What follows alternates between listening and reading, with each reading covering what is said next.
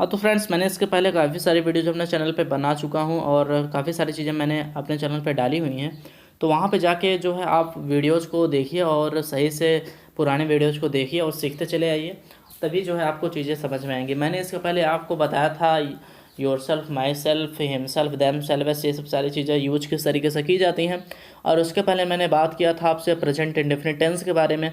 तो आज मैं बात करूंगा प्रेजेंट इंडेफिनिट टेंस में ही जो डू या डच का प्रयोग किया जाता है किस तरीके से किया जाता है, नेवर का प्रयोग कहाँ पे होता है, हु का प्रयोग कहाँ पे होता है, डू या डच का प्रयोग किस तरीके से करते हैं, नकारात्मक या प्रश्नवाचक वाक्यों में किस तरीके से डू या डच का प्रयोग किया जाता है, निगेटिव हो सेंटेंस या फिर इंट्रोगेटिव सेंटेंसेस हो इस उसमें जो है क्रिया किस तरीके से यूज की जाती हैं, डू डच किस तरीके से यूज होते हैं, उसमें कहाँ पे नेवर का प्रयोग किया जाता है, कहाँ पे हु का प्रयोग किया जाता है, सारा कुछ इसमें मैं कवर करने वाला हूँ। तो वीडियो में बने रहिए और वीडियो पसंद आए तो लाइक करना बिल्कुल भी मत भूलिएगा और चैनल पे नए हो तो सब्सक्राइब भी कर लीजिए। तो दोस्तों, मैं आपको बताना चाहूँगा सबसे पहले यहाँ पे मैंने आपको यहाँ पे बताया है, आपने सुना होगा सिंपल सेंटेंस। सिंपल सेंटेंस का मतलब होता है साधारण वाक्य की क्रिया, साधारण वाक्य। और साधारण वाक्य की क्रिया के बारे में अगर बात करूं, जो सिंपल सेंटेंसेस होते हैं उसमें जो प्लूरल होता है, ठीक है ना, यानी कि आप ये जानिए कि जो साधारण वाक्य होते हैं उसमें जो प्लूरल बहुवचन की जो क्रिया होती है, जो प्लूरल होता है, जो बहुवचन होता है उसमें गो का प्रयोग किया जाता है। यानी कि उसमें आपको बहुवचन बनाने के लिए यस या यस ता तैती के लिए नहीं लगाना पड़ता है, ये मैंने पहले आपको बता दिया है। उसमें आपको 2 नंबर पे केवल गो जैसी क्रियाओं का प्रयोग करना पड़ता है, यानी कि जहाँ पे बहुवचन लगे आपको, जैसे वे खाते हैं तो दे ईट केवल, ठीक है ना, और कुछ नहीं होगा। जैसे वह खाता है तो ही ईट्स हो जाएगा वहाँ पे, क्योंकि वहाँ पे सिंगुलर है वह में और वे में प्लूरल है, ठीक है ना। चलिए आगे मैं यहाँ पे बताना चाहूँगा, किसी वाक्य में अगर हिंदी आता है कभी नहीं, ठीक है ना, कभी नहीं, कभी नहीं की मीनिंग होती है नेवर। आप ये मत समझिएगा वाक्य में कि वाक्य में अगर नहीं है तो वाक्य जो है निगेटिव सेंटेंस हो जाएगा, ऐसा कुछ नहीं है। वाक्य में अगर केवल नहीं है तो हो जाएगा निगेटिव सेंटेंस। अगर उसके साथ कभी भी जुड़ा हुआ है, ये वाला अगर कभी जुड़ा हुआ है उसके साथ, नहीं के साथ कभी भी है तो आपको लगाना होगा नेवर, ठीक है ना। आप ये सिंपल जानिए कि अगर नहीं के साथ कभी जुड़ा हुआ हमको मिलता है तो हम लगाएंगे वहाँ पे नेवर। अगर हमको नहीं के साथ कुछ भी नहीं मिलता, यानी कि कभी नहीं मिलता तो भी, ठीक है ना, अगर कभी नहीं मिलता तभी आपको नहीं लगाना होगा नेवर, ठीक है ना। अगर कभी मिल जाता है तो आपको नेवर ही लगाना है, और केवल नहीं है तो वहाँ पे आपको केवल नॉट करना होता है, ठीक है ना। कभी नहीं है तो नेवर। चलिए, और हु मीन्स होता है कौन या किसने, दोनों चीज़ें होती हैं। जैसे वहाँ कौन है, हु इज़ देयर, ठीक है ना, इस तरीके से होती हैं चीज़ें। तो इसमें जो होगा, जैसे वह कहाँ रहता है, वहाँ कौन रहता है, इस तरीके से हो सकता है सेंटेंस ना। Who lives here, who lives there, ठीक है ना, हियर हो या फिर देयर हो, जो भी हो उस तरीके से आप करिएगा। तो हु मीन्स होता है कौन या किसने, दोनों चीज़ें होती हैं। उसे किसने गाली दी, इस तरीके से जो सेंटेंसेस होते हैं वो मैं आगे कवर करूँगा। लेकिन इस तरीके के आप ये जानिए कि हु मीन्स किसने भी होता है, ठीक है ना। वाक्य में अगर किसने आए तो भी आप उसके लिए हु का प्रयोग कर सकते हैं। चलिए, कभी और किसने का मैंने प्रयोग बता दिया। और जहाँ वाक्य में मैंने बताया कि सिंगुलर हो तो वहाँ गोश टाइप की क्रिया होती है, यानी कि वहाँ पे यस या यस होता है अगर सिंगुलर है तो, ठीक। हाँ, तो जहाँ पे गोश टाइप की क्रिया आएगी वहाँ पे आपको लगा देना होता है, यानी कि जहाँ पे सिंगुलर हो वहाँ पे आपको गोश टाइप की क्रिया लगानी होती है, यानी कि ऐसे यस जो उसकी वर्ब होती है उसमें लगाया जाता है, तभी उसमें ता तैती का अर्थ आता है। तो चलिए, ये नंबर 2 पे लगाए जाते हैं। मैंने आपको बताया कि निगेटिव और इंट्रोगेटिव सेंटेंसेस जो होते हैं उसमें किस तरीके से चीज़ें लगाई जाती हैं। तो यहाँ मैं और अच्छे तरीके से आपको समझाना चाहूँगा। तो निगेटिव मीन्स होता है नकारात्मक, इंट्रोगेटिव मीन्स होता है प्रश्नवाचक, और सेंटेंस मीन्स होता है वाक्य, ठीक है ना। यानी कि नकारात्मक और प्रश्नवाचक वाक्य की क्रिया में किस तरीके से जो है चीज़ें यूज की जाती हैं, डू डच का प्रयोग कहाँ पे किया जाता है, ठीक है ना। मैंने वो बताया इसके पहले कि सिंपल सेंटेंसेस में किस तरीके से होते हैं। अब आप ये जानिए कि जो निगेटिव और इंट्रोगेटिव सेंटेंसेस होते हैं उसमें किस तरीके से आप ये सब चीज़ें डू डच का यूज किस तरीके से करेंगे। जो सिंपल सेंटेंस होते हैं उसमें तो डू डच का कोई यूज होता नहीं है। डू डच का वहीं प्रयोग होता है जहाँ पे आपको वाक्य में निगेटिव लगे और इंट्रोगेटिव लगे। अगर वाक्य नकारात्मक या प्रश्नवाचक है तभी आपको डू डच प्रयोग करना पड़ेगा, अन्यथा अगर वाक्य सिंपल है तो वहाँ पे डू डच का आप प्रयोग नहीं करेंगे। तो अगर वाक्य सिंपल है तो वहाँ पे आपको केवल यस या यस लगाना होता है वाक्य में, आपको यस या यस वहाँ पे लगाना होता है जहाँ पे वाक्य सिंगुलर हो। अगर वाक्य वहाँ पे प्लूरल लगता है आपको तो वहाँ पे केवल आपको क्रिया लिख देनी होती है, और जैसे कि वह जाता है वे जाते हैं तो दे गो, ठीक है, वह जाता है तो ही गोज, इस टाइप से। चलिए, प्लूरल यानी कि डू नॉट गो, ठीक है ना, इस तरीके से होता है, डू नॉट गो, इस तरीके से। जैसे कि आपको अगर नाट लगाना है तो आप ये जानिए कि आपको नाट गो के पहले ही करना है, ठीक है ना। नाट हमेशा गो के पास में रहेगा। वह नहीं जाता है तो ही डज नॉट गो, वे नहीं जाते हैं तो दे डू नॉट गो, इस तरीके से।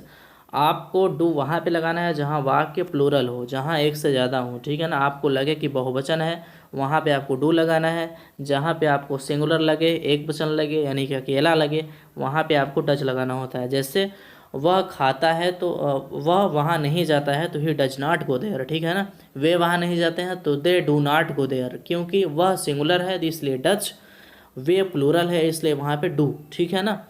तो ता ते ती अगर वाक्य में है यानी कि इंडेफिनिट आपको लगता है, वहाँ पे आपको इंट्रोगेटिव और नेगेटिव सेंटेंस लगते हैं, तो आपको वहाँ पे डू या डच का प्रयोग करना होता है। डू का प्रयोग आप प्लूरल के साथ करेंगे यानी बहुवचन के साथ करेंगे, और डच का प्रयोग आप सिंगुलर के साथ करेंगे यानी कि एक वचन के साथ। चलिए, इसका मैं आपको एग्जाम्पल दे के समझाता हूँ किस तरीके से होती हैं चीज़ें। हाँ, जैसे कि वह रोता है, ये पहला एग्जाम्पल है हमारे पास। वह रोता है यानी कि ही वीप्स हो जाएगा यहाँ पे, क्योंकि जो ता ते ती आया है इसलिए यहाँ पे केवल यस या यस का प्रयोग हुआ, ठीक है। आपको इंडेफिनिट लग रहा है वाक्य में, इसलिए यहाँ पे यस या यस करेंगे। वाक्य में लास्ट में वीप में पी आया हुआ है, WEEP। मैंने आपको पहले बताया था कि वाक्य में OXHS आया तो वहाँ पे आपको ES लगाना होता है, अगर सिंगुलर है तो ही, ठीक है ना। वह जो है ये सिंगुलर है, इसलिए यहाँ पे केवल आपको यस या यस का प्रयोग करना होता है। अगर वाक्य सिंगुलर है और सिंपल सेंटेंस है तो आपको केवल जो क्रिया होती है उसमें यस या यस का प्रयोग करते हैं। तो यस या यस का प्रयोग मैंने बताया था कि OXHS में किया जाता है। जिस वाक्य लास्ट में OXHS है उसमें आप यस करेंगे और सब में यस करेंगे, तो इसमें लास्ट में वीप में पी आया है इसलिए यहाँ पे केवल एस हुआ। OXHS आता है तो ES होता है, ठीक है ना। चलिए आगे, वे फूल तोड़ते हैं। कौन? वे क्या करते हैं? तोड़ते हैं फिर फूल, ठीक है ना। वे तोड़ते हैं क्या? फूल।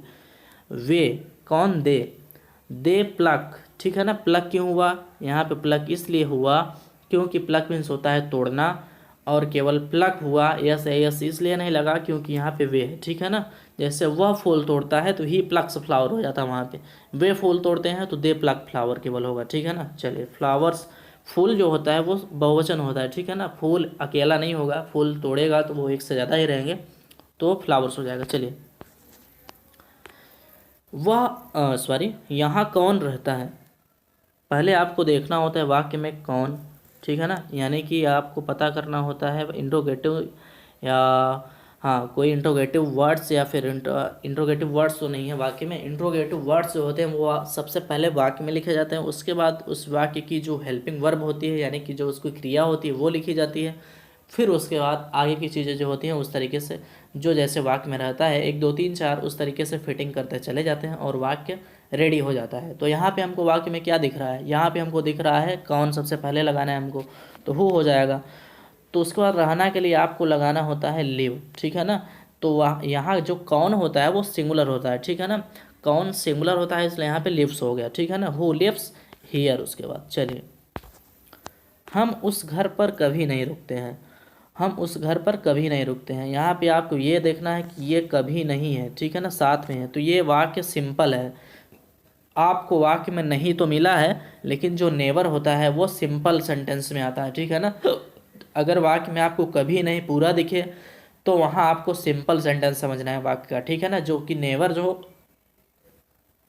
क्योंकि जो नेवर होता है वो सिंपल सेंटेंस में ही आता है। चलिए, तो हम उसके घर पर कभी नहीं रुकते तो वी नेवर, ठीक है ना। वी नेवर स्टे, वी के साथ स्टे ही लगा, यस या यस का प्रयोग नहीं हुआ क्योंकि वी प्लूरल होता है। We never stay on his home, उसके घर पर तो ऑन हिज होम। चलिए, वह मेरे घर में वह मेरे घर में रहता है, ठीक है। तो वह मेरे घर में रहता है तो नहीं रहता है, यहाँ पे है वाक्य में वह मेरे घर में नहीं रहता है। अगर वह मेरे घर में नहीं रहता है तो इसके लिए वाक्य में देखना होता है आपको, वहाँ पे नहीं है, ठीक है ना, वाक्य में नहीं है। अगर वाक्य में कभी नहीं होता, ठीक है ना, कभी और नहीं दोनों साथ में होते तब तो वाक्य में नेवर होता।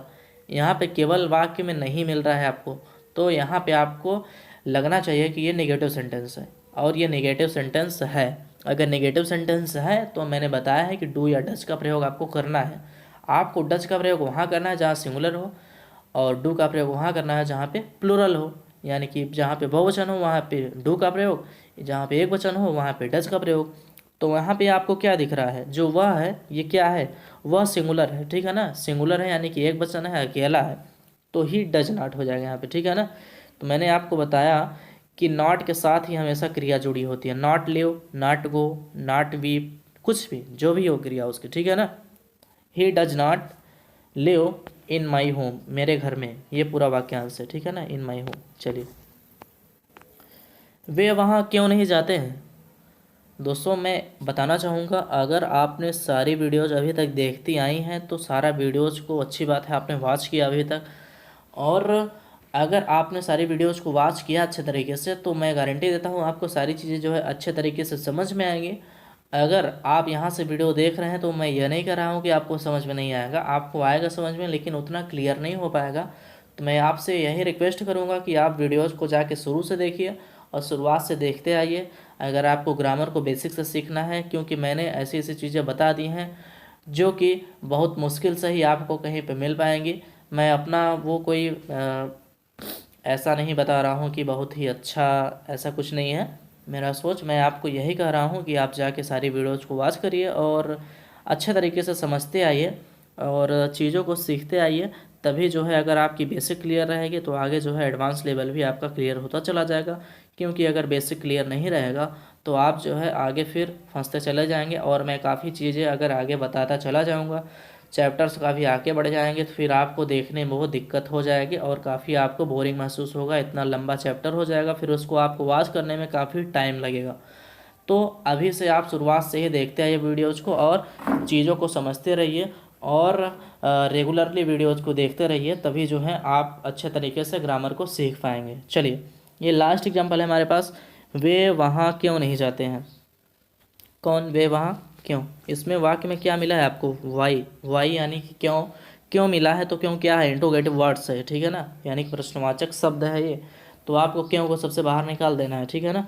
तो वाई डू दे, डू क्यों हुआ, क्योंकि दे है, ठीक है ना, वे है तो वे जाते हैं, तो they do, sorry Y do दे हो जाएगा यहाँ पे। तो वाई डू दे नॉट गो, मैंने आपको बताया है कि नॉट और क्रिया हमेशा साथ में रहेगी, ठीक है। Why do they not go there, there means होता है वहाँ। तो दोस्तों उम्मीद करता हूँ कि आपकी सारी चीज़ें ज़रूर क्लियर हो गई होंगी।